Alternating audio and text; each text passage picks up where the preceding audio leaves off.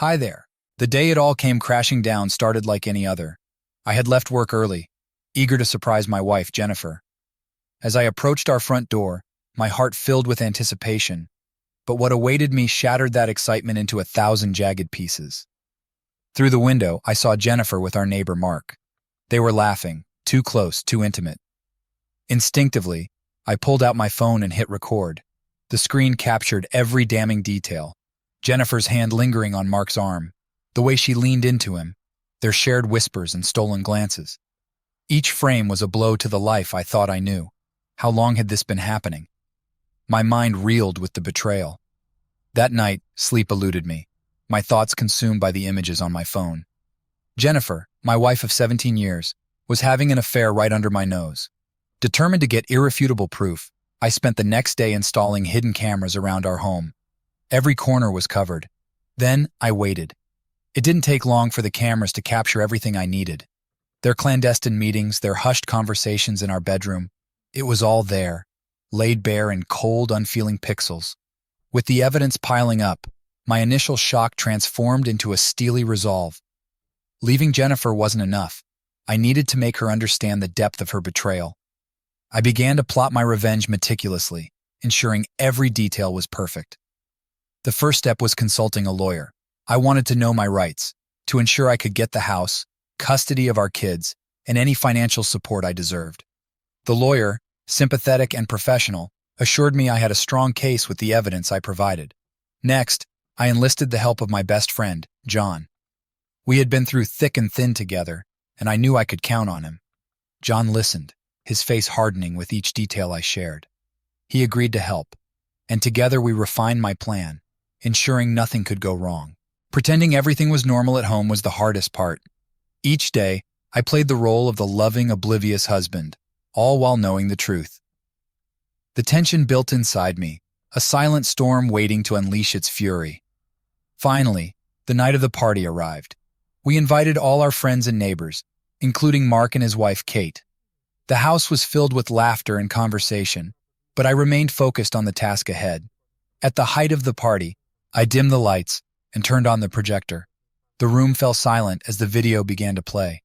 Gasps and murmurs filled the air. Jennifer's face turned ghostly pale as realization set in. Mark looked around, panic evident in his eyes. Kate's expression of shock quickly morphed into one of hurt and betrayal as she ran out of the house in tears. Amidst the chaos, I handed Jennifer the divorce papers. Her eyes widened in disbelief, searching mine for any sign of the husband she thought she knew. But all she found was cold, unyielding resolve. She had torn apart our family, and now she would face the consequences. The party ended in a whirlwind of accusations and tears, but I felt a sense of grim satisfaction. Jennifer's betrayal had been exposed, and there was no going back. She had made her choice, and now she would live with the fallout. The days following the party were a whirlwind of activity. Jennifer moved out immediately, taking only the essentials. The silence she left behind was deafening, but it was a welcome change from the deception that had filled our home. The kids were confused and upset, but I did my best to explain things without burdening them with the harsh details. They deserved to know that their mother and I were no longer together, but they didn't need to know the full extent of her betrayal. With Jennifer gone, I turned my attention to gathering more evidence. I needed to ensure that my case was airtight. The hidden cameras were still in place, and I reviewed the footage meticulously. Every whisper, every secret meeting, was cataloged and saved. I wanted to leave no stone unturned. My lawyer, Mr. Thompson, was impressed with the thoroughness of my evidence. We spent hours going over the footage and the details of my case. His confidence was reassuring. With this kind of proof, you have a very strong case for both the divorce and the custody of the children, he said. It was a small comfort, knowing that the legal system was on my side. During this time, John remained my rock. He was there for every late-night phone call and every meeting with the lawyer. His support was invaluable. One night, over a couple of beers, we discussed the final stages of our plan. It wasn't enough to win in court. I wanted Jennifer to feel the consequences of her actions in every aspect of her life. We decided to create a timeline of her affair and include it in the divorce papers. Each entry was a dagger, meticulously crafted to inflict the most pain. It was harsh, but Jennifer had brought this on herself. Every kiss, every touch, every whisper would be laid bare for the world to see. Meanwhile, life at home began to stabilize. The kids and I found a new rhythm, one without Jennifer. It wasn't easy, but we were managing. I poured my energy into making our house a home again, a place free of deceit and lies. One evening, as I was tucking the kids into bed, my daughter Lisa looked up at me with her big, innocent eyes. "Dad, do you still love Mom?" she asked. Her question hit me like a ton of bricks. How could I explain the complexities of love and betrayal to a child? "I will always care about your mom because she's your mother," I said, choosing my words carefully. "But sometimes, grown-ups make mistakes that hurt the people they love. That's why we're not together anymore. But I will always love you and your brother, no matter what." Lisa seemed satisfied with my answer, but it left me pondering the nature of love and forgiveness long after she had fallen asleep. My love for Jennifer had been real, but it was now buried under layers of pain and betrayal. Forgiveness seemed like a distant dream, something I wasn't ready to face. The next morning, I woke up with a renewed sense of purpose. The divorce proceedings were about to begin, and I needed to be prepared. I spent hours with Mr. Thompson, fine-tuning our strategy. We went over every piece of evidence, every document, and every argument we would present in court. The day of the first hearing arrived, and I walked into the courtroom with my head held high. Jennifer was there, looking pale and nervous. Seeing her brought a flood of emotions, but I pushed them aside. This was about justice, about making her face the consequences of her actions. As the hearing progressed, my lawyer presented our case with precision and clarity. The judge listened intently, occasionally glancing at the evidence we had provided. Jennifer's lawyer tried to counter our arguments, but the evidence was too overwhelming.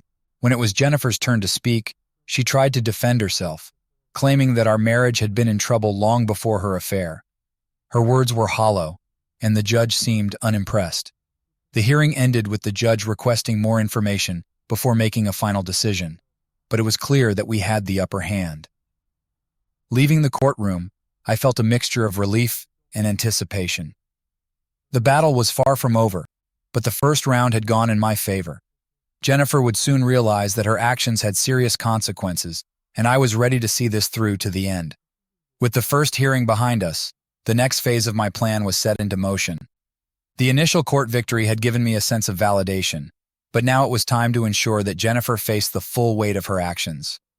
My goal was not only to secure a fair settlement, but also to make Jennifer understand the gravity of what she had done.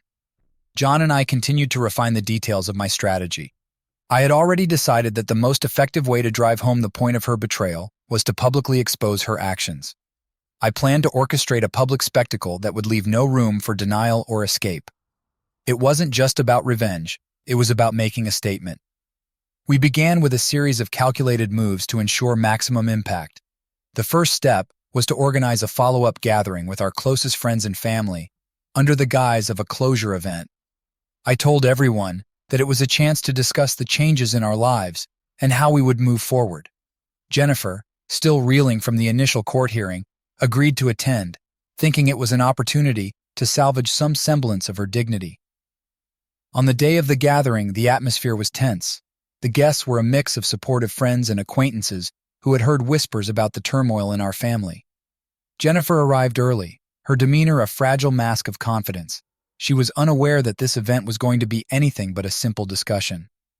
As the evening progressed, I took a deep breath and announced that we would be showing a short video.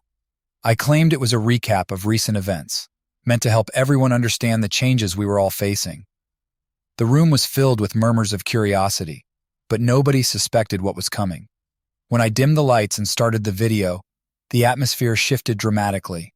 The projector flickered to life, and the footage of Jennifer and Mark's intimate moments began to play.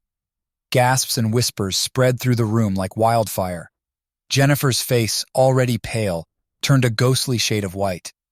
Her attempt to maintain composure faltered as the video played on, showing every incriminating detail. The guests reacted with a mix of shock, anger, and pity. Jennifer's eyes darted around the room, desperately searching for a way out, but there was no escape. Mark, who had been invited under pretenses, looked like he had been hit with a sledgehammer. Kate's reaction was one of heartbreak, her face buried in her hands as she sobbed uncontrollably. As the video ended, I let the room buzz with the sounds of shocked conversations and gasps. Jennifer, her hands trembling, tried to approach me. She began to speak, but her voice was lost in the commotion. I didn't allow her to speak. Instead, I handed her the finalized divorce papers, which she had not seen before. The documents included the detailed timeline of her affair, meticulously outlined for all to see. Jennifer's eyes filled with tears as she read through the papers. She looked up at me, her expression a mixture of anger and despair. "How could you do this?" she asked, her voice breaking. "This is the consequence of your actions," I said coldly. "You made your choices, and now you have to face them. You betrayed everything we built together, and this is the price." The evening ended in chaos. Jennifer left in a hurry, her dignity in tatters. The guests were left to process the shocking revelation. John and I watched as the last of the guests departed, their murmured conversations reflecting the gravity of what had unfolded. In the days that followed, Jennifer's public disgrace had far-reaching effects. The social media backlash was swift and unforgiving. Stories about her affair spread quickly, and the fallout was relentless. Her professional life suffered as well. Her reputation, once respected, was now marred by scandal. Her work colleagues, friends, and acquaintances all learned about her betrayal. As for me, the satisfaction of seeing Jennifer face the consequences of her actions was bittersweet. I had achieved my goal of making her understand the depth of her betrayal, but it came at a significant cost. The public nature of the exposure had repercussions for everyone involved. Despite the turmoil, life slowly began to return to some semblance of normalcy. The kids and I continued to adapt to our new reality, and I focused on rebuilding our lives. The legal battles were not yet over, but I had managed to secure a fair settlement and custody arrangements. Jennifer's departure marked the end of a chapter, but it also signaled the beginning of a new one. I was determined to move forward, rebuild my life, and find happiness again. The journey was far from over, but the first steps had been taken, and the path ahead was now clearer. With the public exposure and initial court victory behind me, it was time to focus on the next phase, securing a final decisive legal outcome. Jennifer's public disgrace had weakened her position, but I needed to ensure that the courts formally recognized the extent of her betrayal and granted me full custody of our children and a favorable financial settlement. Mr. Thompson and I worked tirelessly to prepare for the next hearing. The video evidence, the timeline of the affair, and testimonies from friends and neighbors who had witnessed Jennifer's behavior were all compiled into a comprehensive case. Each piece of evidence was a brick in the wall I was building to protect my future and my children's well-being. Jennifer's lawyer tried to counter our case by portraying her as a victim of a failing marriage. They argued that our relationship had been deteriorating long before her affair with Mark. They even attempted to paint me as a neglectful husband, trying to shift some of the blame onto me. But the evidence was too strong, and their arguments lacked substance. The day of the final hearing arrived. The courtroom was filled with tension, the air thick with anticipation. Jennifer sat across from me, looking more composed than she had at the last hearing, but the strain was evident in her eyes. The judge, a stern yet fair woman named Judge Harper, entered the room and called the court to order. Mr. Thompson began our presentation with a detailed account of the timeline, supported by the video footage and other evidence. The judge watched intently, her expression unreadable. When it was Jennifer's turn, her lawyer reiterated their arguments about our failing marriage and attempted to discredit some of our evidence. As the hearing progressed, it became clear that Jennifer's attempts to deflect responsibility were falling flat. The evidence was irrefutable, and the testimonies from friends and neighbors only strengthened our case. When it was time for closing statements, Mr. Thompson delivered a powerful speech about the importance of integrity and the impact of Jennifer's betrayal on our family. Judge Harper took a moment to review the evidence before delivering her verdict. The courtroom was silent as we waited for her decision. After reviewing all the evidence and testimonies presented, it is clear that the actions of Mrs. Jennifer Thompson have had a significant and detrimental impact on her family, she began. I hereby grant Mr. David Thompson full custody of the children and award him the marital home. Furthermore, Mrs. Thompson is ordered to provide financial support as outlined in the settlement agreement. A wave of relief washed over me as I heard the judge's words. Jennifer's face crumpled, and she looked down at her hands, unable to meet my gaze. The verdict was a validation of everything I had fought for. It was justice, plain and simple. After the hearing, John and I celebrated the victory. We knew that the road ahead would still have its challenges, but this was a significant milestone.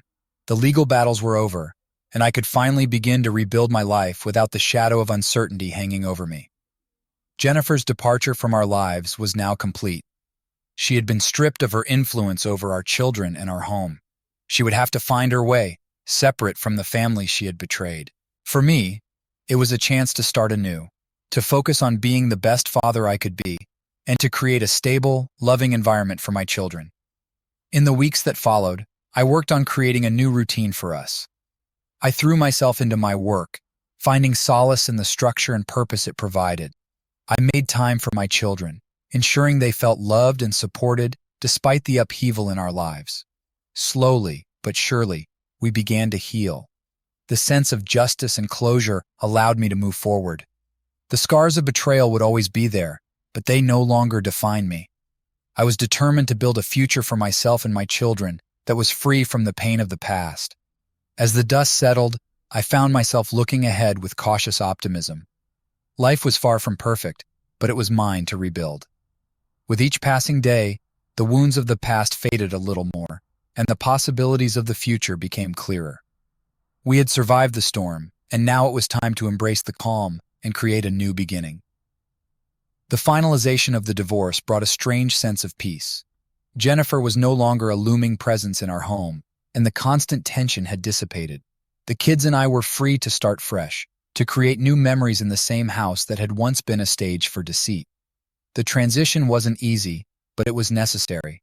In the first few weeks, our home felt emptier and quieter. The absence of Jennifer's presence was a double-edged sword. It was a relief, yet it left a void that was hard to ignore. I threw myself into making the house feel like a home again, free of the shadows of the past. Each room was repainted, redecorated, and rearranged to signify a new beginning. The children adapted quickly, much to my relief. My son, Michael, found solace in his schoolwork and soccer, while my daughter, Lisa, immersed herself in art and music.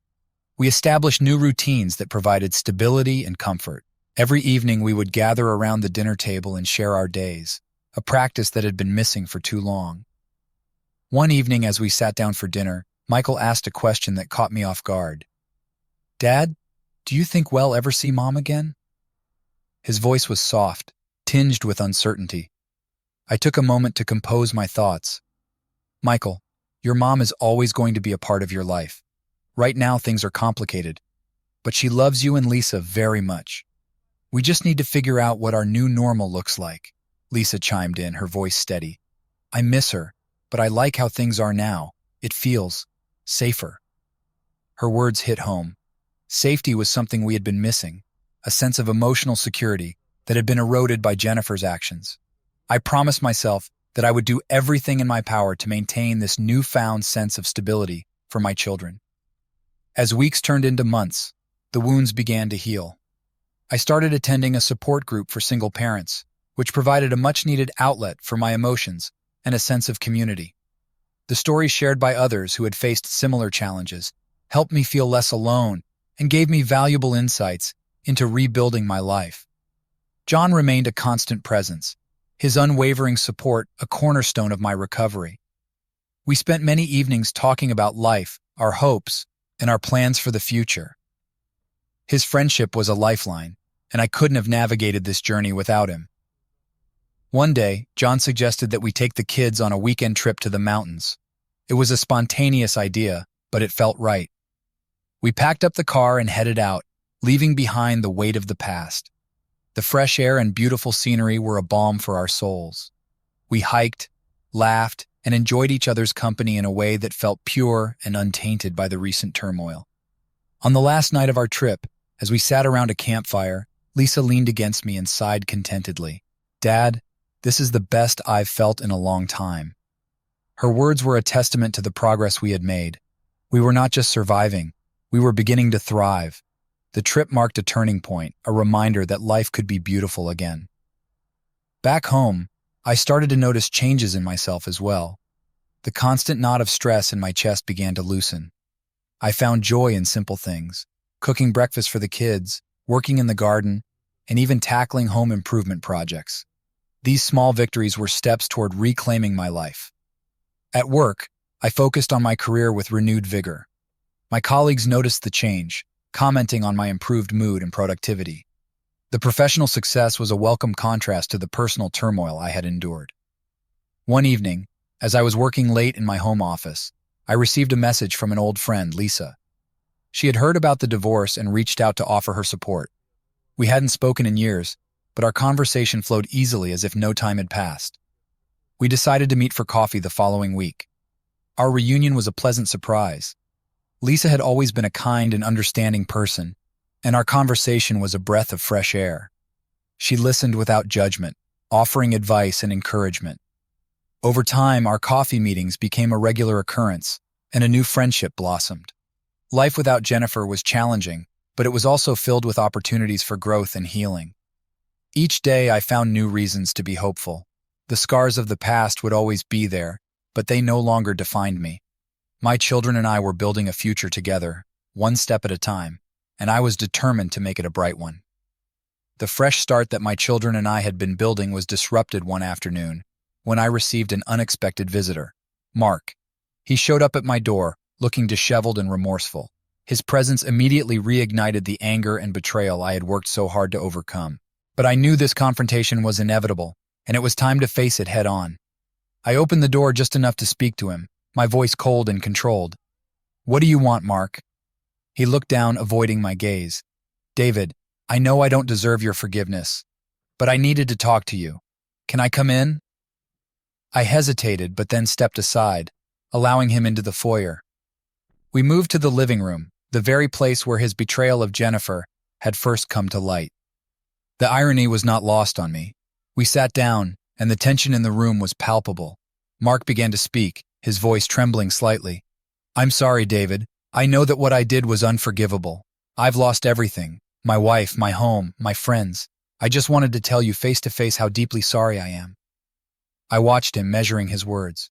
"Sorry doesn't change what happened, Mark. You didn't just betray me. You destroyed 2 families.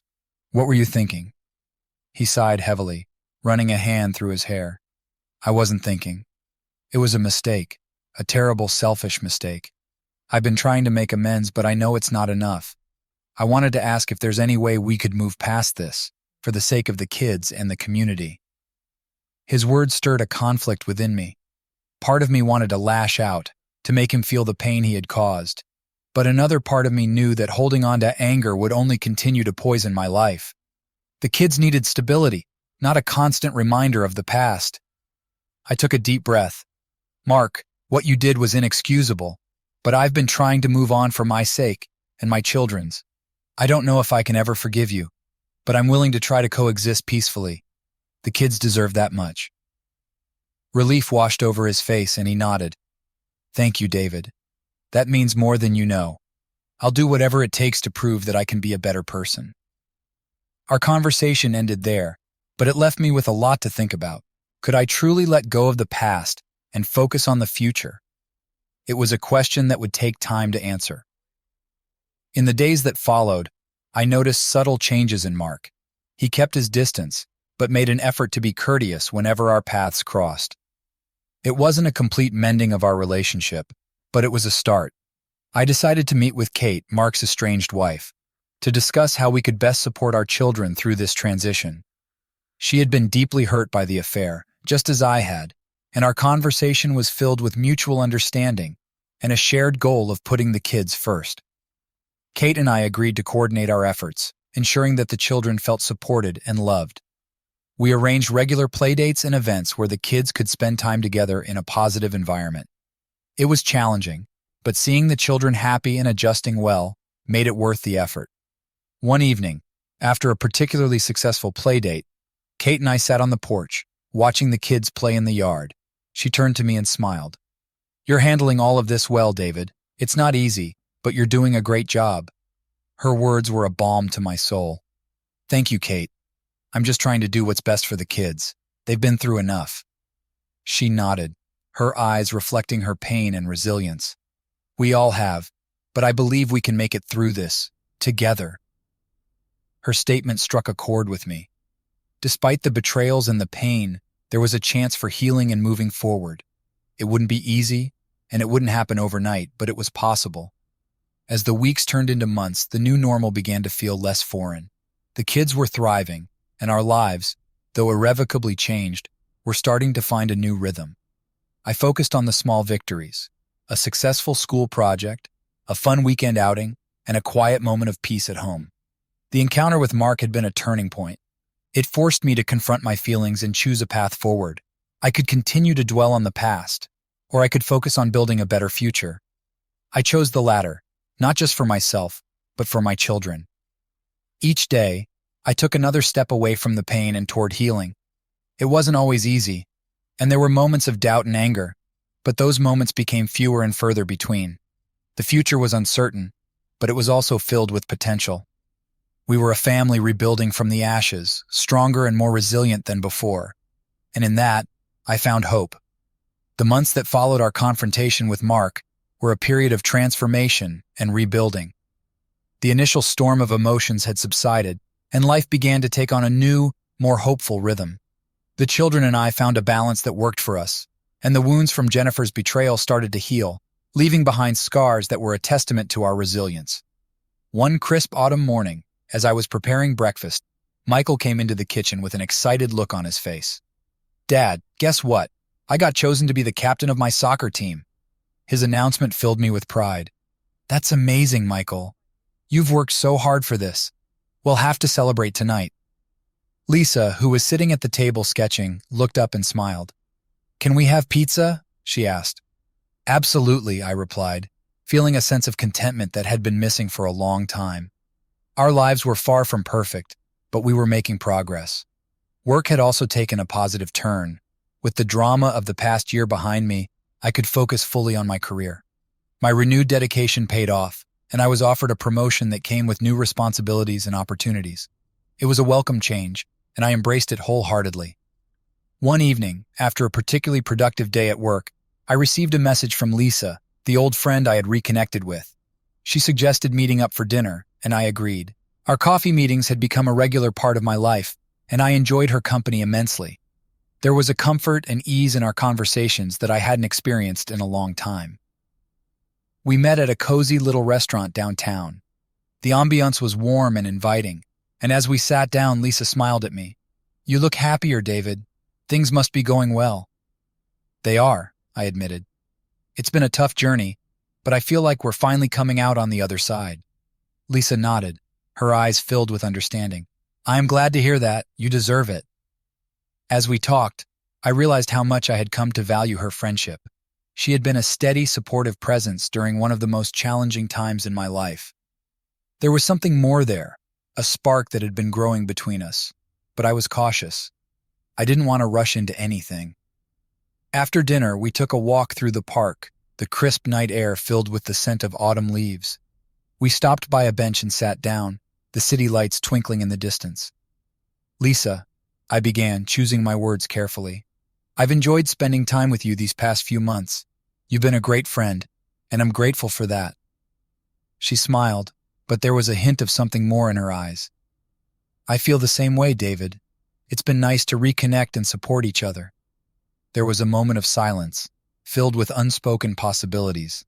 I took a deep breath and decided to be honest. "I think there might be something more here, Lisa, but I want to take things slow, for the sake of the kids, and to make sure we're both ready." Lisa's smile widened, and she reached out to take my hand. "I agree, David. Let's take it one step at a time and see where it leads." Our relationship blossomed naturally from that point. We continued to spend time together, gradually integrating our lives. Lisa was wonderful with the kids, and they quickly grew to adore her. She brought a warmth and stability that had been missing for so long. One weekend, we decided to take a trip to the countryside, a chance to escape the city and enjoy some quality time together. The kids were excited, and I was looking forward to the break. We rented a cabin by a lake, surrounded by trees that had turned vibrant shades of red and gold. The trip was a turning point for all of us. We hiked through the woods, went fishing, and spent our evenings by the fire, sharing stories and laughter. The kids were happier than I had seen them in a long time, and I felt a sense of peace and fulfillment that had been elusive for so long. On the last night of our trip, as we sat by the fire, Lisa and I talked about our future. "I can see us building something wonderful together," she said, her eyes reflecting the firelight. "I can too," I replied, feeling a surge of hope. "We've come so far, and I believe we can create a beautiful future." As we sat there, surrounded by the warmth of the fire and the love of our makeshift family, I knew that we were on the right path. The past had shaped us, but it didn't define us. We had the power to create our destiny, one filled with love, hope, and new beginnings. Life, I realized, was about embracing the journey, with all its ups and downs. We had survived the storm, and now it was time to enjoy the calm and build a future filled with promise. Returning from our trip to the countryside marked a significant turning point in our lives. The experience had brought us closer together, and it was clear that Lisa was becoming an integral part of our family. The kids adored her, and I found myself falling more in love with her every day. But with these growing feelings came a new challenge: building trust in our new relationship. Trust was something I struggled with after Jennifer's betrayal. It wasn't easy to open up again, to allow myself to be vulnerable.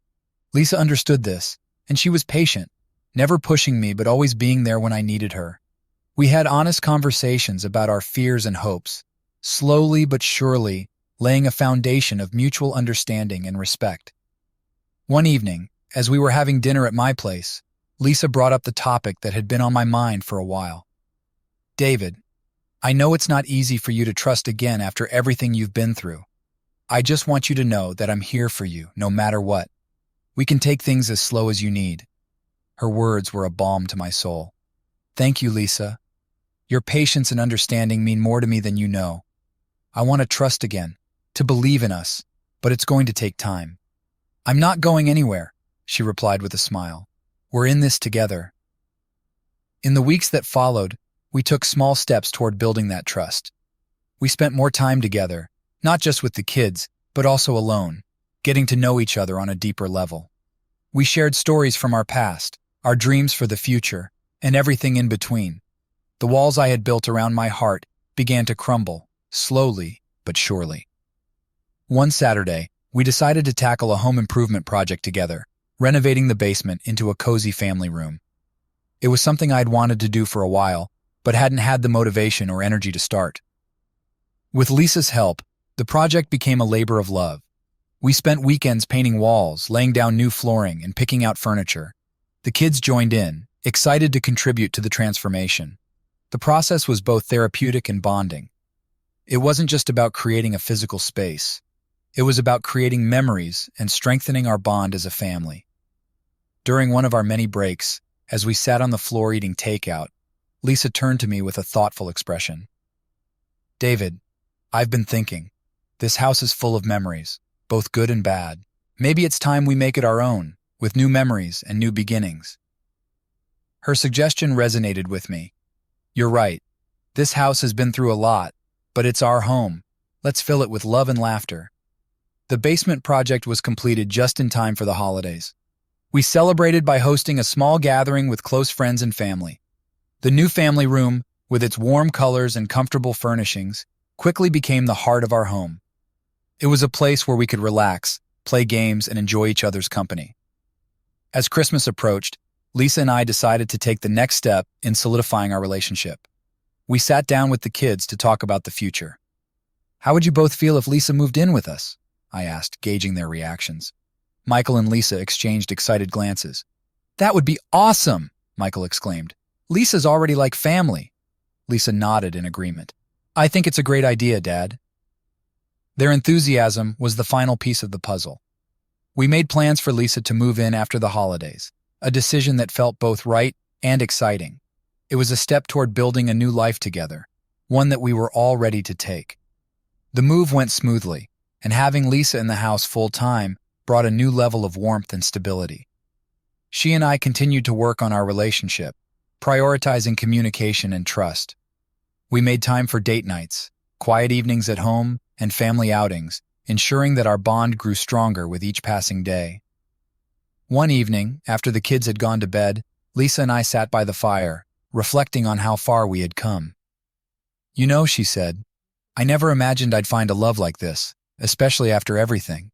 But here we are building something beautiful together." I took her hand, feeling a deep sense of gratitude. "I feel the same way. You've brought so much joy and love into our lives. I'm looking forward to all the adventures ahead."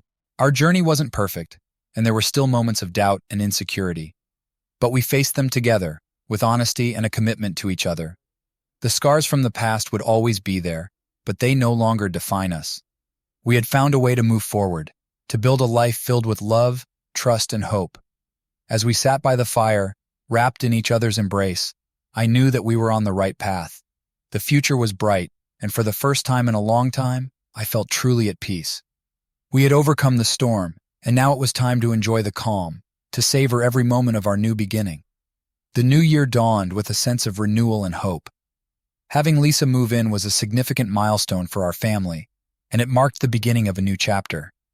As we settled into our new routines, I felt a growing desire to reconnect with people who had been important in my life before everything fell apart.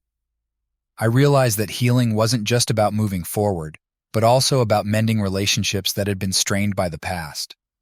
One of the first people I reached out to was my sister, Karen. We had been close growing up, but the turmoil of the last few years had created a distance between us.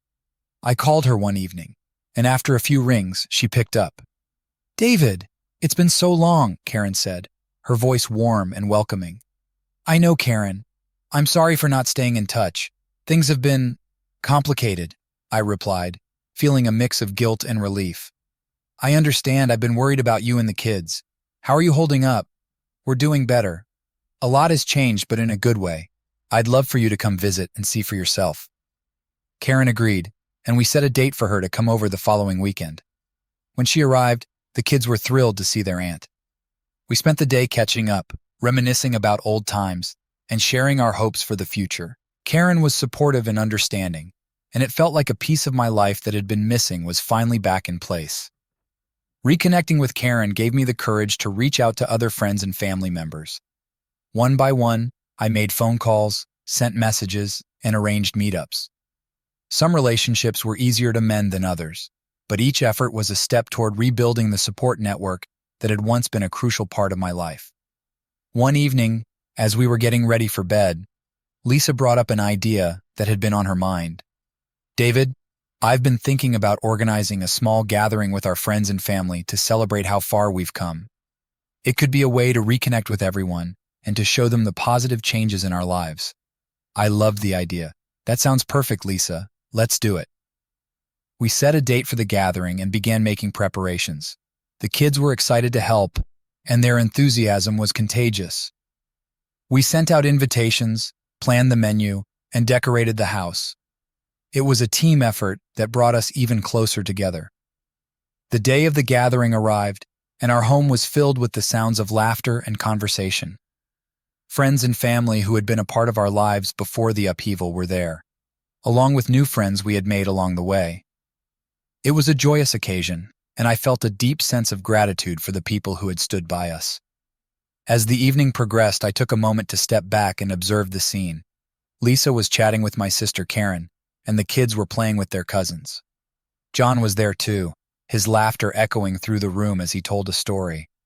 The warmth and happiness in the room were palpable, and I realized that we had truly come full circle. Later that night, after everyone had left and the house was quiet, Lisa and I sat on the porch reflecting on the day. "Today was amazing," she said, resting her head on my shoulder. "It felt like a fresh start." "It was," I agreed. "I'm so grateful for everything we've built together. We've come a long way, and I couldn't have done it without you." Lisa smiled and took my hand. "We did it together, David, and we'll continue to face whatever comes our way, together." In the months that followed, the bonds we had strengthened during the gathering continued to grow. Karen and I spoke regularly, and she became a more active presence in the kids' lives. Reconnecting with old friends and family brought a sense of completeness and belonging that had been missing. One day, while I was working in the garden, Lisa approached me with a thoughtful expression. "David, there's something I've been thinking about. What do you think about taking a family trip this summer? Something to celebrate how far we've come and to make new memories." I wiped the sweat from my brow and smiled. I think that's a wonderful idea. Where should we go?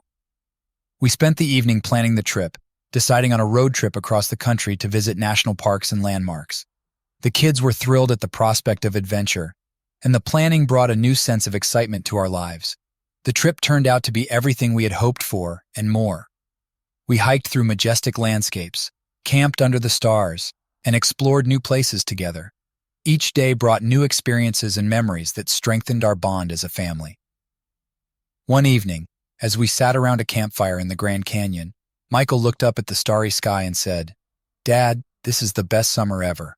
I'm so glad we did this." Lisa nodded in agreement. Me too. It's moments like these that make everything worth it. As I sat there, surrounded by the people I loved, I realized that we had truly rebuilt our lives. The past will always be a part of us, but it no longer defines us. We had found a way to move forward, to create a new beginning filled with love, trust, and hope. The journey wasn't over, but we were on the right path. Together, we faced the future with open hearts and a renewed sense of purpose.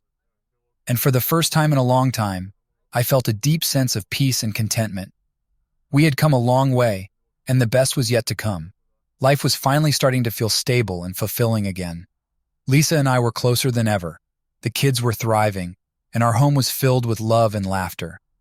However, there was one more hurdle to overcome: confronting Jennifer. The legal battles were behind us, but the emotional scars needed closure. One afternoon, while I was working in my home office, I received an unexpected call from Jennifer. Her voice was hesitant and full of uncharacteristic vulnerability. "David, I know I'm the last person you want to hear from, but I need to talk to you. Can we meet?" Her request took me by surprise.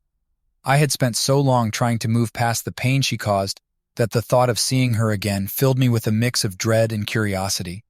After a moment of consideration, I agreed. We arranged to meet at a nearby park the following weekend. The day arrived, and I found myself walking to our meeting spot with a heavy heart. Jennifer was already there, sitting on a bench, looking more fragile than I remembered. As I approached, she stood up, and for a moment, we simply looked at each other, the weight of our shared past hanging between us. "Thank you for meeting me, David," she said quietly. I nodded, gesturing for her to sit down. "What did you want to talk about, Jennifer?" She took a deep breath, her eyes filling with tears. "I know I've caused you so much pain, and I can't begin to express how sorry I am. I've been doing a lot of thinking and therapy, and I realize now how much I hurt you and the kids. I want to make amends if that's even possible." Hearing her apology was both painful and relieving. It was the acknowledgement I had longed for, yet it stirred up old wounds. "Jennifer, the damage you did was immense. Our lives were torn apart because of your choices, but I'm not here to punish you. I've moved on, and I've rebuilt my life." She nodded, wiping away tears. "I can see that, and I'm truly happy for you. You deserve happiness after everything I put you through. I've lost so much: my relationship with the kids, my career, and most of all, my self-respect. I'm not asking for forgiveness, but I hope that we can find a way to coexist for the sake of the children." The sincerity in her voice touched something deep within me. Forgiveness was still a long way off, but maybe coexistence was a start. "The kids are my priority, Jennifer. If you're serious about making amends, we need to do what's best for them. They deserve to have both parents in their lives, even if we're not together." Her face lit up with a glimmer of hope. "Thank you, David. I promise I'll do everything I can to make things right. I've already spoken to a counselor about starting family therapy sessions with the kids if you're open to it." Family therapy was a daunting idea, but I knew it might be beneficial for the children. "I think that's a good idea. We need to make sure they're okay, and that they understand none of this was their fault." We spent the next hour discussing how to move forward. It wasn't easy, and there were moments of tension, but by the end of the conversation, I felt a sense of closure that had been missing for a long time. Jennifer and I agreed to take things slowly, to focus on the kids, and to communicate openly. As I walked back home, I felt a surprising sense of relief. Confronting Jennifer had been necessary, not just for my healing, but for the future of our family. It was a step towards rebuilding trust, not as a couple, but as co-parents dedicated to the well-being of our children. When I told Lisa about the meeting, she was supportive. I think it's a positive step, David. The kids need both of you, and this shows how much you've grown and how strong you've become. Her words were a source of comfort. Lisa had been my rock, and her understanding and support made it possible for me to face the past with courage. The following weeks were challenging as we navigated family therapy sessions. The kids had a lot of questions and emotions to process, but the sessions provided a safe space for them to express their feelings. Jennifer and I worked hard to show a united front, emphasizing our commitment to being good parents despite our personal history.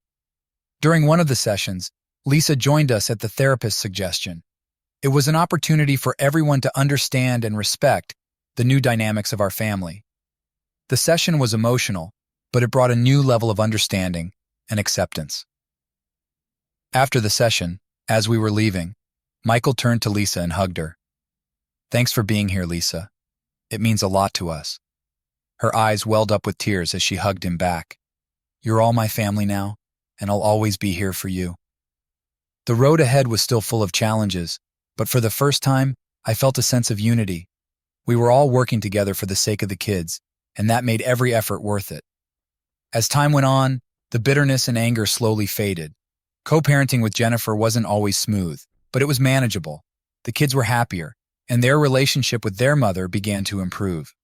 Lisa's presence continued to be a stabilizing force, and our bond grew stronger with each passing day. In the end, confronting the past was a necessary step in truly moving forward. It wasn't about forgetting the pain, but about transforming it into something that could help us grow. Our lives were intertwined in a way that couldn't be undone, but we had the power to shape our future. As I looked around at my family, Lisa, the kids, and even Jennifer, I realized that we had all come a long way. The journey was far from over, but together, we were building a future filled with hope, understanding, and love. And that was a victory worth celebrating. With the past finally confronted and a sense of closure achieved, life began to feel like a blank canvas, ready to be filled with new memories and experiences. The journey had been long and arduous, but now, surrounded by my children and supported by Lisa, I felt a renewed sense of hope and possibility. Lisa and I continued to grow closer, our bond strengthening with each passing day. Our relationship had evolved from friendship into something deeper, and I found myself thinking more and more about our future together. The kids adored her, and she had become an irreplaceable part of our family. It was time to take the next step. One sunny Saturday, I decided to take Lisa and the kids on a surprise outing. We drove to a beautiful park outside the city, a place with rolling hills, a serene lake, and lush, green meadows. It was a place I had discovered during my solitary drives when I needed to clear my mind, and I wanted to share it with them. We spent the day hiking, picnicking, and playing games. The kids ran ahead, their laughter echoing through the trees. Lisa and I followed hand in hand, enjoying the peacefulness of the moment. As the sun began to set, casting a golden glow over the landscape, I knew it was the perfect time. I had brought a blanket, and we spread it out on the grass near the lake. The kids were still playing nearby, their joyous shouts creating a perfect soundtrack. I took a deep breath and turned to Lisa, my heart pounding with anticipation. "Lisa," I began, taking her hands in mine. "These past months with you have been the happiest of my life. You've brought so much love and stability into our lives, and I can't imagine my future without you." Her eyes filled with tears, a soft smile playing on her lips.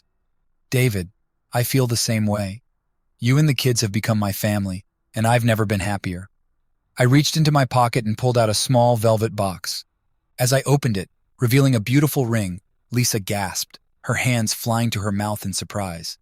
"Lisa, will you marry me? Will you be my partner, my love, and my family for the rest of our lives?" Tears streamed down her cheeks as she nodded. "Yes, David. Yes, 1,000 times yes." The kids, sensing something special was happening, ran over to us. Michael and Lisa's eyes widened as they saw the ring and realized what had just happened. "Is Lisa going to be our new mom?" Michael asked, excitement and hope in his voice. I smiled and looked at Lisa, who was beaming. "Yes, Michael. Lisa is going to be a part of our family forever." They both cheered, hugging Lisa and me tightly. The moment was perfect, filled with love and happiness. We sat by the lake, watching the sun dip below the horizon, feeling more connected than ever. The following weeks were a whirlwind of wedding planning. We decided on a small, intimate ceremony with just our closest friends and family. Karen was thrilled to help with the preparations, and John offered to be my best man. The kids were excited to be a part of the wedding, with Michael acting as the ring bearer and Lisa as the flower girl. The day of the wedding arrived, and it was everything we had hoped for. We held the ceremony in the same park where I had proposed, surrounded by nature and the people we loved. As Lisa walked down the aisle, her beauty took my breath away. The kids stood by my side, their faces glowing with happiness. Our vows were simple but heartfelt, reflecting the journey we had taken to get to this moment. Lisa, you came into our lives when we needed you most. You've shown me what it means to love and trust again. I promise to love you, honor you, and be your partner in all of life's adventures. She smiled through her tears as she spoke her vows. David, you've brought joy and purpose into my life. You and the kids are my world. I promise to love you, support you, and stand by your side through everything. When we exchanged rings and shared our first kiss as husband and wife, the cheers and applause from our friends and family filled the air. It was a moment of pure joy, a celebration of love and new beginnings. The reception was held under a canopy of trees, with fairy lights twinkling above us. We danced, laughed, and enjoyed the company of our loved ones. The kids had a blast, running around and playing with their friends, their faces lit up with happiness. As the night drew to a close, Lisa and I stood together, watching the stars. This is the start of something beautiful, she said softly. I pulled her close, feeling a deep sense of contentment. Yes, it is, and I can't wait to see what the future holds for us. Our journey had been filled with challenges, but it had also brought us closer together. We had found love and happiness in each other, and now, as a family, we were ready to face whatever the future had in store. Together, we had turned the page on the past and were writing a new, beautiful chapter in our lives. The honeymoon period of our new life together as a blended family was filled with joy and excitement. Lisa and I were settling into our roles as partners and parents, but I knew there was more work to be done to ensure the kids felt secure and loved in our newly formed family.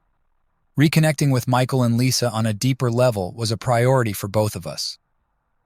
One evening, as we were finishing dinner, I suggested a family meeting.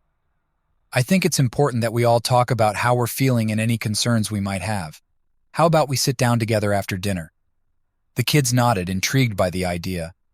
After clearing the table, we gathered in the living room, settling into a cozy circle.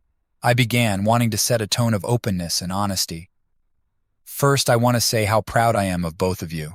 You've been so strong and adaptable through everything, and I'm grateful for your support and understanding. Michael and Lisa smiled, but I could see the questions in their eyes. Lisa, sensing their uncertainty, spoke up. We want to make sure you both feel heard and understood. If there's anything on your mind, please share it with us. Michael was the first to speak. Dad, Lisa, I like how things are now, but sometimes I miss how things used to be before everything changed.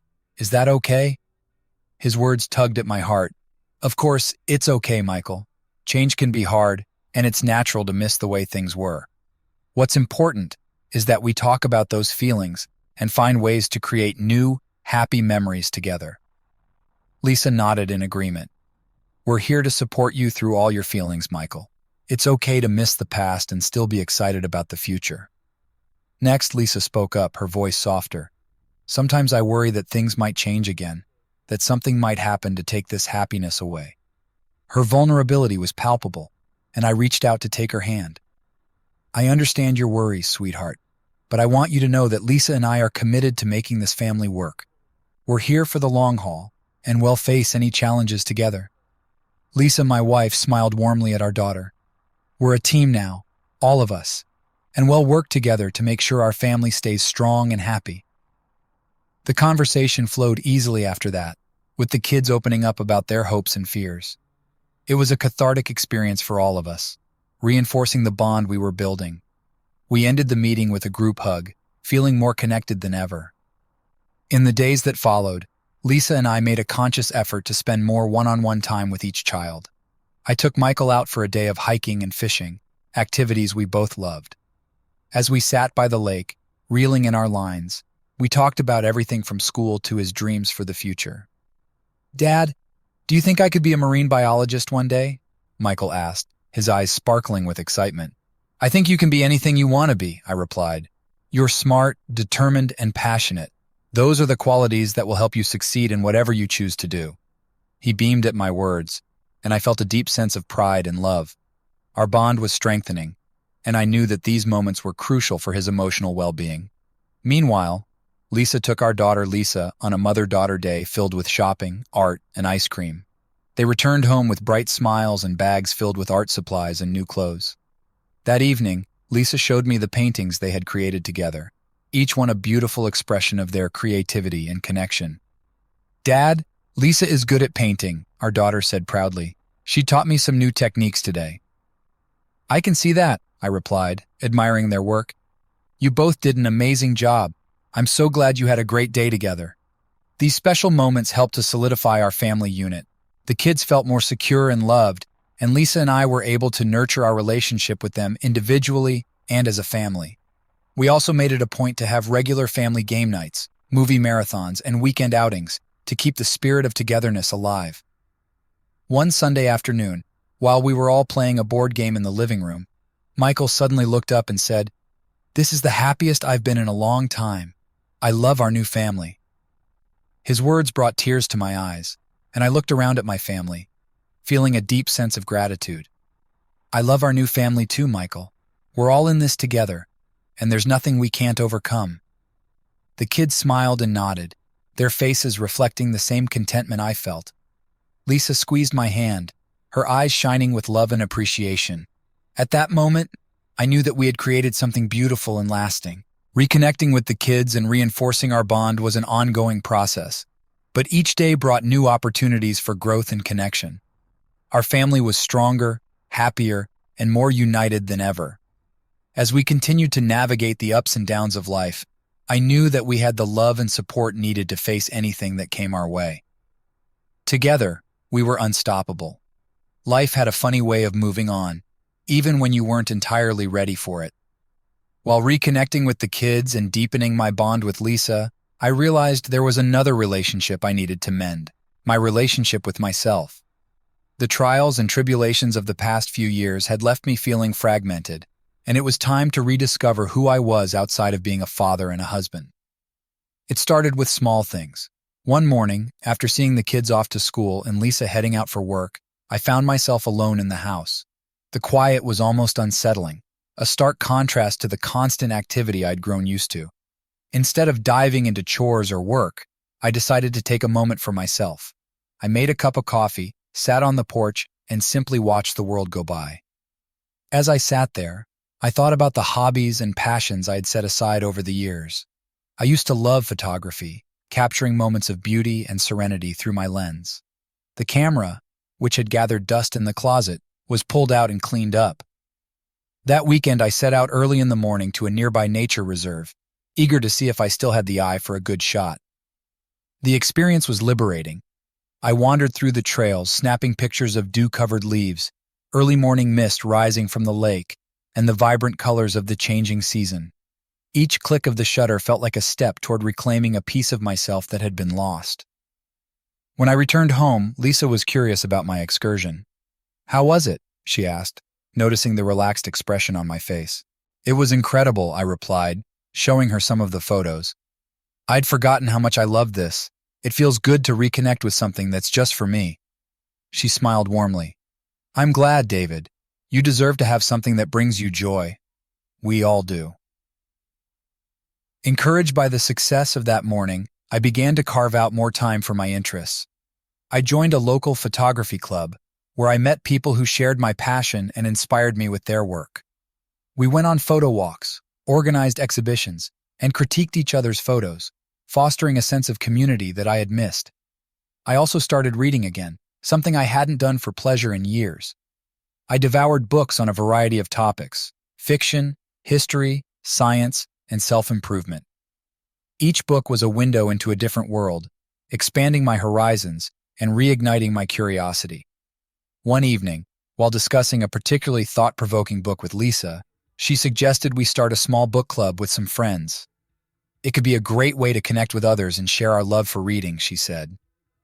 The idea was a hit, We invited a few close friends, including John and Karen, and soon our living room was filled with animated discussions about the latest book we had read. It was another way to strengthen our social ties and bring a sense of fulfillment to our lives. As the months passed, I noticed a significant change in myself. I was more relaxed, more content, and more in tune with my own needs and desires. This self-discovery journey wasn't just benefiting me, it was positively impacting my relationships with Lisa and the kids. I was more present, more patient, and more engaged in our everyday lives. One Saturday, while preparing for our usual family hike, Michael approached me with a question. "Dad, I've noticed you've been really happy lately. What's changed?" I smiled at him, ruffling his hair. "I think I've just found a better balance, Michael. I've been taking time for things I enjoy and rediscovering parts of myself I'd forgotten. It makes me feel more whole, and that helps me be a better dad." He seemed to ponder my words for a moment before nodding. "That's cool, Dad. Maybe I should try that too. I've always wanted to learn to play the guitar." "That's a great idea," I encouraged. "We can find some lessons for you and get started. It's never too late to start something new." Our hike that day was filled with laughter and light-hearted conversations about our interests and dreams. It was a reminder of how important it was to nurture not just our relationships with others, but also our relationship with ourselves. Lisa continued to be my biggest supporter throughout this journey. She encouraged my hobbies, joined me in my interests, and celebrated my achievements.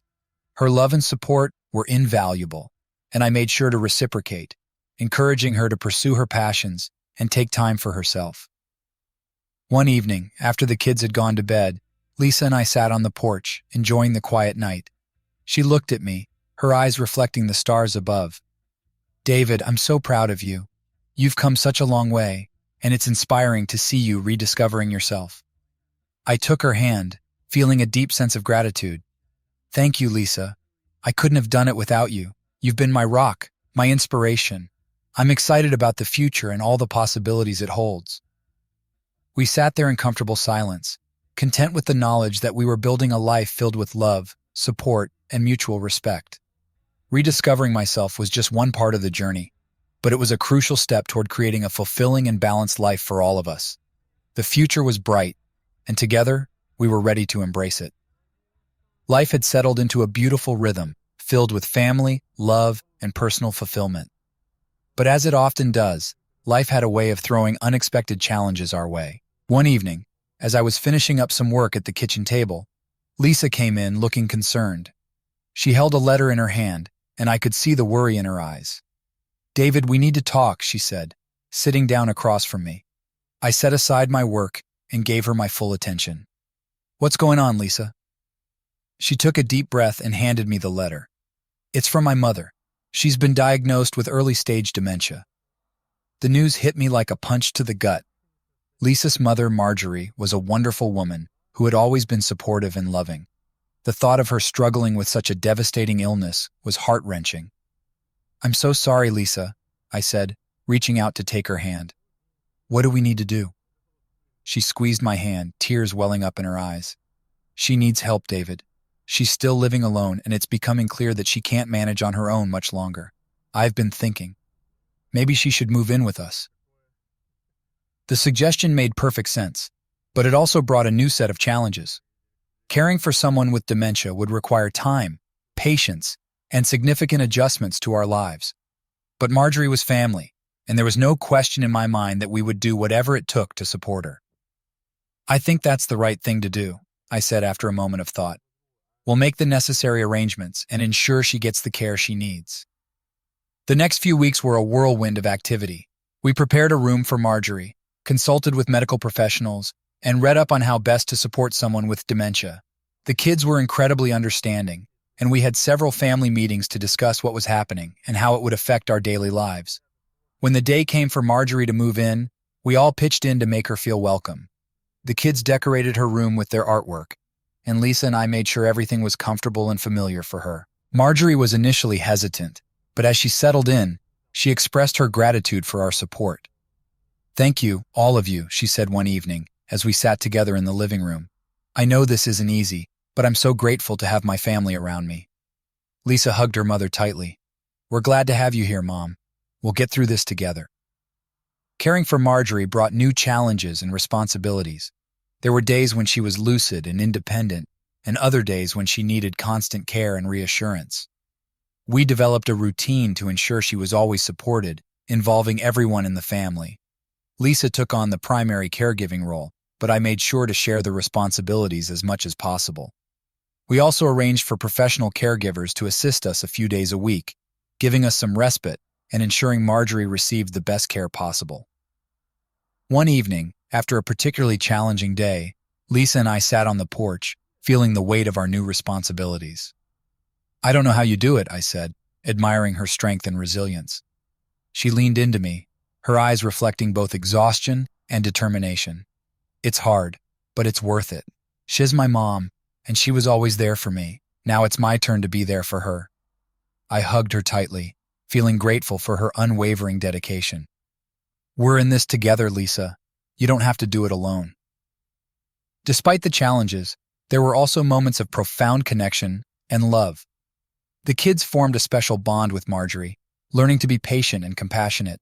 They enjoyed listening to her stories from the past, and she took great joy in their company. One afternoon, as we were all gathered in the garden, Marjorie had a rare moment of clarity. She looked around at her family, her eyes filled with love. "You've all given me so much happiness," she said softly. "I'm so proud of every one of you." Her words were a poignant reminder of why we were doing this. It wasn't just about caregiving. It was about honoring the love and support she had given us throughout her life. It was about being there for each other, no matter what. As the months went by, we adapted to our new normal. There were difficult days, but there were also beautiful moments of connection and growth. We learned to find joy in the small things, to cherish the time we had together, and to support each other through the ups and downs. One evening, as Lisa and I sat together after putting Marjorie to bed, she looked at me with a tired but contented smile. "Thank you for being my partner in this, David. I couldn't do it without you." I kissed her forehead, feeling a deep sense of love and commitment. "We're a team, Lisa, and we'll get through this, just like we've gotten through everything else." Caring for Marjorie was a new challenge, but it also brought our family closer together. It taught us the importance of resilience, compassion, and the strength of love. We faced each day with determination and hope, knowing that together we could handle anything life threw our way. And in the midst of it all, I rediscovered a deeper purpose and connection with my family. We were not just surviving, we were thriving, finding strength in our unity and love. The future, though uncertain, was something we were ready to face together as a family. As the months went by, our family adjusted to the new dynamics with Marjorie living with us. It wasn't always easy, but the experience brought us closer together and taught us valuable lessons about patience, compassion, and the importance of family. Throughout this time, I found myself reflecting on my own life and career, realizing that I wanted to do something more meaningful. One evening, after a particularly challenging day with Marjorie, Lisa and I sat together in the living room, unwinding with a cup of tea. "David," she said, looking thoughtful, "I've noticed you've been more introspective lately. Is everything okay?" I nodded, appreciating her concern. "I've just been thinking a lot about my work and whether it's fulfilling. Taking care of Marjorie and seeing the impact we have on her life has made me realize that I want to make a difference in other ways too." Lisa smiled, her eyes filled with understanding. "I think that's wonderful, David. You've always had a big heart, and if you feel called to do something more meaningful, I fully support you." Her encouragement meant the world to me, and over the next few weeks, I explored different ways I could make a positive impact. I considered volunteering, starting a new career path, or even pursuing further education. After much contemplation and discussions with Lisa, I decided to combine my passion for photography with a cause close to my heart, supporting families affected by dementia. I reached out to local organizations that provided support for dementia patients and their families, offering my photography services to capture the beauty and resilience of their journeys. My goal was to create a photo series that highlighted the strength, love, and humanity of those living with dementia and their caregivers. I wanted to raise awareness and inspire others to see the person behind the illness. The response from the community was overwhelmingly positive. Families welcomed me into their homes, sharing their stories and allowing me to capture intimate moments of connection and care. Each photograph told a unique story, and I felt a renewed sense of purpose with every click of the shutter. One of the most touching experiences was photographing a couple who had been married for over 50 years. The husband, Jack, was caring for his wife, Margaret, who had advanced dementia. Despite the challenges, their love and dedication to each other were palpable. I spent an afternoon with them, capturing their tender interactions and the unwavering bond that held them together. After the session, Jack pulled me aside, his eyes brimming with gratitude. "Thank you for doing this, David. It means the world to us to have these moments captured. Margaret might not remember everything, but I know she feels my love, and that's what matters." His words reaffirmed my decision to pursue this project. It wasn't just about taking pictures. It was about honoring the love and resilience of families facing one of life's toughest challenges. Through my lens, I aimed to show the world the beauty that could be found in even the most difficult circumstances. As my project gained traction, I decided to organize an exhibition to showcase the photographs and share the stories behind them. The local community center agreed to host the event, and Lisa, always my biggest supporter, helped me with the preparations. The kids also got involved, creating artwork and posters to promote the exhibition. The night of the exhibition was a humbling and emotional experience. Friends, family, and community members filled the room, admiring the photographs and reading the stories of the families I had worked with. Many people approached me, sharing their own experiences and expressing how much the exhibition meant to them. Lisa stood by my side throughout the evening, her pride and love evident in her eyes. "David, you've created something truly special here. You're making a real difference." I squeezed her hand, feeling a deep sense of fulfillment. "I couldn't have done it without you, Lisa. Your support has meant everything to me." The success of the exhibition opened new doors and opportunities. I was invited to speak at local events, sharing my experiences and advocating for greater support and understanding for dementia patients and their families. My work was featured in local newspapers and online platforms, helping to raise awareness and inspire others to take action. Through this journey, I discovered a new passion and a renewed sense of purpose. It wasn't just about photography or advocacy.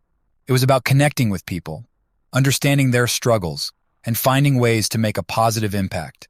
I felt more alive and motivated than ever before. At home, our family continued to thrive. Marjorie's condition was stable, and we had found a rhythm that worked for all of us. The kids were doing well in school and their extracurricular activities, and our bond as a family was stronger than ever. Lisa and I made sure to carve out time for ourselves, nurturing our relationship and enjoying the simple pleasures of life. One evening, as we sat together on the porch, reflecting on the past year, I realized just how far we had come. "We've been through so much, Lisa, but I feel like we've come out stronger on the other side." She nodded, her eyes filled with love. "We have, David, and I'm so proud of everything we've accomplished together. The future is bright, and I'm excited to see what it holds for us." With a renewed sense of purpose and a strong foundation of love and support, I knew we were ready to face whatever challenges and opportunities lay ahead. Together, as a family, we would continue to grow, thrive, and make a difference in the world. The journey was far from over, but it was one we would navigate with courage, resilience, and unwavering love. Life continued to move forward with a sense of purpose and fulfillment. My photography project was gaining recognition. Lisa was flourishing in her career, and the kids were thriving. However, just as we were beginning to feel a sense of stability, life threw us another curveball. This time, it was a health scare that would test our resilience in new ways. One afternoon, while Lisa was at work and the kids were at school, I received a call from Marjorie's doctor. "David, we need you to bring Marjorie in for some tests. Her recent blood work showed some concerning abnormalities." My heart sank. Marjorie's dementia was already challenging enough, and now there was a new health issue to address. I thanked the doctor and immediately went to speak with Marjorie, who was resting in her room. "Marjorie, we need to go to the doctor for some tests," I said gently. She looked at me with a mix of confusion and fear, but nodded in agreement. At the clinic, the tests revealed that Marjorie had developed a serious heart condition. The doctor explained the treatment options, which included medication and possible surgery. It was overwhelming, but we knew we had to do everything we could to ensure Marjorie received the best care. When we returned home, I called Lisa to inform her of the situation. She came home immediately, her face etched with worry. "We'll get through this, David. Marjorie is strong and she has us to support her. The next few weeks were filled with hospital visits, consultations, and decisions about Marjorie's treatment plan. The stress took its toll on all of us, but we remained united in our commitment to Marjorie's health and well-being. One evening, as we sat together after putting Marjorie to bed, Lisa turned to me, her eyes filled with concern. "David, I've been feeling exhausted lately. I thought it was just stress, but I think I should see a doctor too." Her words sent a chill through me. "Of course, Lisa. Let's make an appointment as soon as possible." The following week, we went to see her doctor. After a thorough examination and some tests, we received more unsettling news. Lisa had a thyroid condition that required immediate attention. The doctor explained the treatment options, which included medication and possibly surgery. It felt like we were being hit from all sides, but Lisa and I knew we had to stay strong for each other and our family. "Well, get through this," I said, holding her hand tightly. "We'll take it one step at a time." Lisa started her treatment and we adjusted our routines to accommodate her needs and Marjorie's care. The kids, sensing the gravity of the situation, were incredibly supportive. Michael took on more responsibilities around the house, and Lisa helped keep Marjorie company. Despite the challenges, we found ways to maintain a sense of normalcy. We continued our family game nights, weekend outings, and quiet evenings together. These moments of joy and connection were vital in helping us cope with the stress and uncertainty. As Lisa's treatment progressed, we began to see improvements in her health. Her energy levels increased, and the medication started to regulate her thyroid function. Marjorie's condition also stabilized with the new medication, and we were able to postpone the need for surgery. One evening, after a particularly exhausting day, we gathered in the living room for a family meeting. "I know things have been tough," I began, looking at each member of my family. "But I'm so proud of how we've come together to support each other. We're stronger because of it." Michael nodded, his face serious. "We're a team, Dad, and we'll get through anything as long as we stick together." Lisa smiled, her eyes reflecting her love and gratitude. "That's right.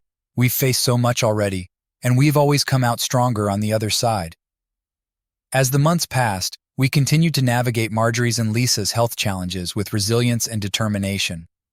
We became experts at managing medications, scheduling appointments, and providing emotional support. The experience brought us even closer together and reinforced the importance of family. One day, while I was working on my photography project, I received an email from a national health organization. They had heard about my work and wanted to collaborate on a campaign to raise awareness about dementia and its impact on families. It was an incredible opportunity to make a difference on a larger scale. I shared the news with Lisa that evening, and her face lit up with pride. "David, this is amazing. You're making such a positive impact with your work." I smiled, feeling a deep sense of fulfillment. "Thank you, Lisa. I couldn't have done it without your support." We celebrated the milestone with a special dinner, feeling grateful for the progress we had made and the opportunities that lay ahead. Despite the challenges, we found a way to turn our experiences into something meaningful and impactful. As we faced each new day, we did so with a renewed sense of purpose and a deep appreciation for each other. The health scares had tested our strength, but they had also shown us the power of love, resilience, and family. Together, we were ready to take on whatever challenges the future might bring, knowing that we had each other to lean on. Our journey was far from over, but we faced it with hope, determination, and unwavering support. And in the midst of it all, we found joy in the simple moments, strength in our unity, and a profound sense of purpose in the love we shared. With Marjorie's condition stabilized and Lisa's health improving, life began to settle into a new, hopeful rhythm. The challenges we faced together strengthened our family bond, and we were ready to embrace the future with optimism and resilience. One sunny morning, as I was enjoying my coffee on the porch, Lisa joined me, her eyes sparkling with excitement.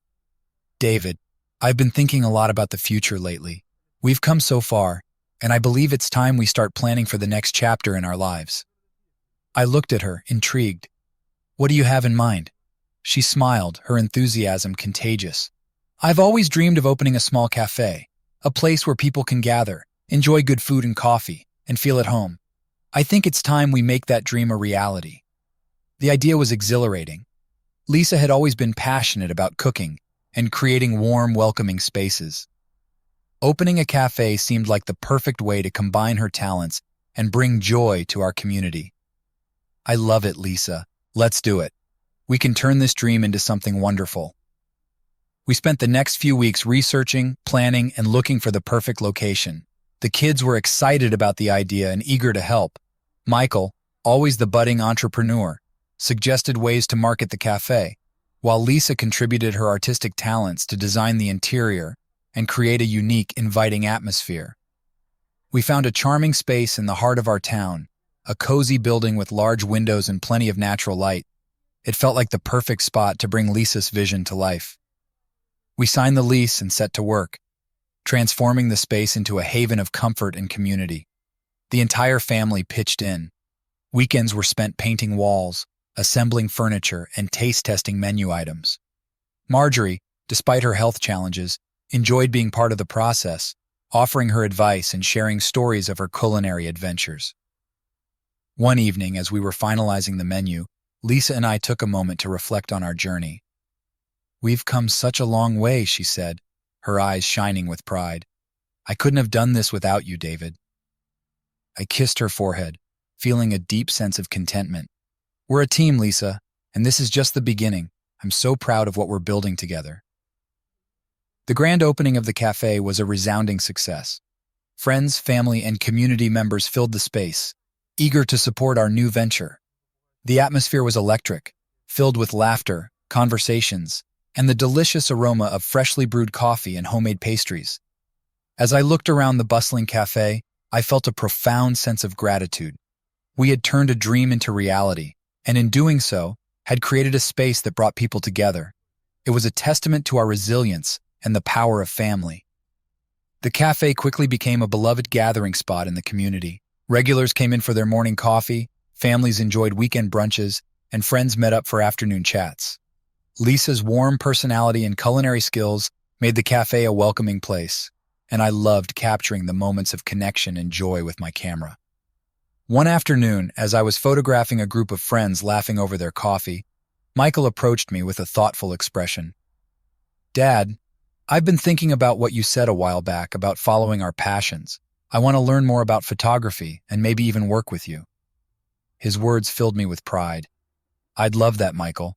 We can start by setting up some photography lessons and working on projects together." Our photography sessions became a cherished routine. We explored different locations, experimented with various techniques, and shared our perspectives through the lens. It was a bonding experience that brought us even closer. Meanwhile, Lisa continued to thrive in her role as the cafe's heart and soul. She created new recipes, hosted community events, and built lasting relationships with our patrons. The cafe became more than just a business. It was a place where people felt valued and connected. As the months passed, our lives were filled with purpose and fulfillment. The challenges we had faced had not only strengthened our family, but also given us a deeper appreciation for the simple joys and the power of dreams. We were living proof that with love, resilience, and determination, anything was possible. One evening, after closing the cafe, we gathered as a family to celebrate our achievements. "To new beginnings," Lisa toasted, raising her glass. "To new beginnings," we all echoed, clinking our glasses together. At that moment, I realized that our journey was far from over.